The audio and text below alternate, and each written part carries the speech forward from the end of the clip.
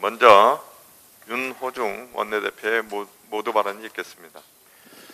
네, 오늘은 무슨 일이 있어도 국무총리 후보자 임명 동의안을 처리해야 합니다. 국민의힘은 장관 후보자의 임명을 막는다면서 국무총리 후보자 임명 동의안 처리를 원천 봉쇄하고 있습니다. 코로나 위기 상황에서 행정부를 통할할 총리 임명을 흥정의 대상으로 삼는 것, 이것이야말로 무책임한 야당의 극치입니다.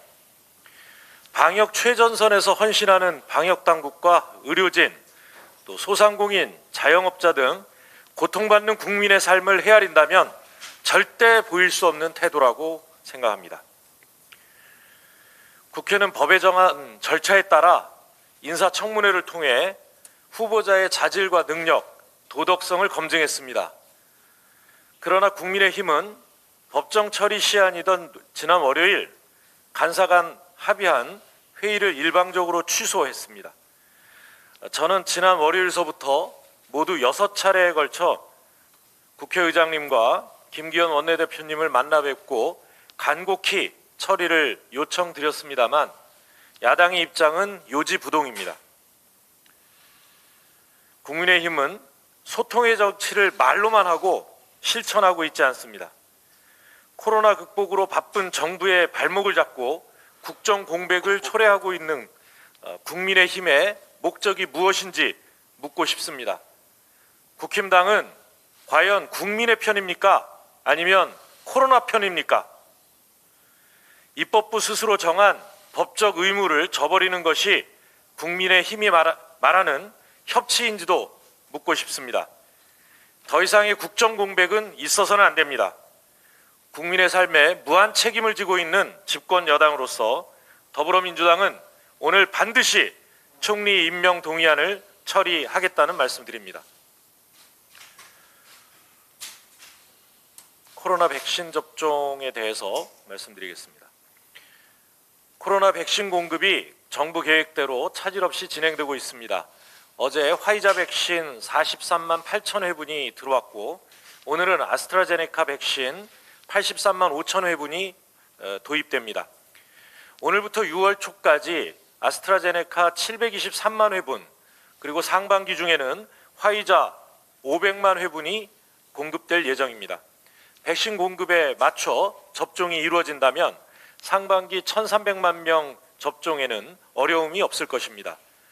정부는 백신이 차질 없게 도입되도록 더욱 철저히 관리해 주시기 바랍니다. 충분한 공급과 함께 체계적이고 신속한 백신 접종도 이루어져야 합니다. 지난 6일 70세에서 74세까지를 시작으로 65세에서 69세 어르신에 대한 백신 접종 사전 예약이 진행되고 있고 내일부터는 60세에서 64세를 대상으로 한 사전 예약이 시작됩니다. 그러나 아직도 백신의 안전성을 훼손하는 가짜 뉴스로 인해 백신 접종을 꺼리는 움직임이 있어 우려스럽습니다. 백신 접종은 본인뿐만 아니라 내 가족, 내 이웃의 건강을 위한 길입니다. 집단 면역이 달성돼야 모든 국민이 일상으로 복귀할 수 있는 것입니다.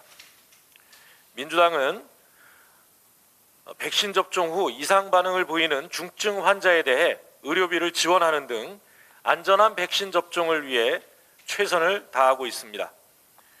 또한 저희 당 소속 의원님들은 접종 대상이 되는 의원부터 솔선수범해서 백신 접종에 참여하겠습니다.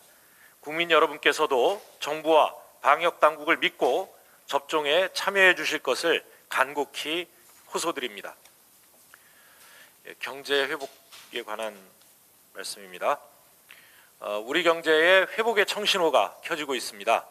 5월 초 수출액이 지난해 같은 기간에 비해 81.2% 증가하면서 코로나 이전 수준을 회복하고 있습니다. 소비 심리도 살아나서 1분기 전국 서비스업 생산 실적도 개선됐습니다. 소상공인들에게 충분하진 않지만 그래도 무척 반가운 소식이 아닐 수 없습니다. 지난달 취업자 수도 전년 동월 대비 65만여 명이 늘어났습니다. 이 기세를 몰아 더 빠르고 더 강하게 경제 반등을 만들어 가겠습니다. 정부의 목표인 올해 경제성장률 4% 달성을 위해 민주당도 힘껏 뛰겠습니다. 경기 회복의 밑거름이 될 적극적 재정 투입을 위해 상반기 재정 집행 현황을 정부와 함께 점검하는 한편 유통기업 지원, 기업 투자 프로젝트를 정부, 기업과 함께 추진하겠습니다. 코로나의 직격탄을 맞은 소상공인의 버팀목 자금 지원과 실직자를 위한 긴급 고용 안정 자금도 챙기겠다는 말씀드립니다. 국회가 경제와 민생을 뒷받침하는 이 입법에도 소홀히 하지 않겠습니다. 오늘 대통령께서 반도체 산업의 비약적 발전을 위한 K반도체 전략을 발표합니다. 민주당은 반도체와 배터리 등 핵심 산업의 연구 개발 또 시설 투자에 대한 지원 확대를 위한 법을 만들어 내겠습니다. 선도형 기술경제 대전환을 위해 정부와도 협의해 기업을 지원하겠습니다.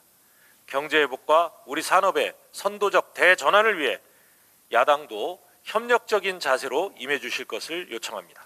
이상입니다.